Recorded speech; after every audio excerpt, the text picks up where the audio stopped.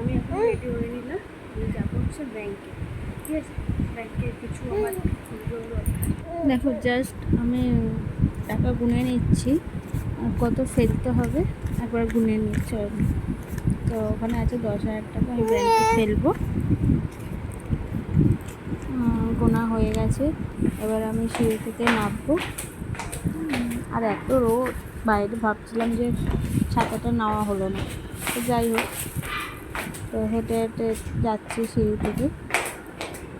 আর আমার just bank আমার 2 minute লাগে, আমার বাড়ির পাশেই আমার ব্যাংক। ঠিক আছে, তো আমি হেঁটে হেঁটে দুপুরবেলায় আমি যে ছেলেটাকে শাশুড়ির কাছে দিয়ে আর ব্যাংকে যাচ্ছি হেঁটে হেঁটে।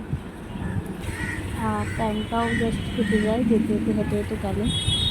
আর এই যে আমার ব্যাংক, পাঞ্জাব ন্যাশনাল ব্যাংক।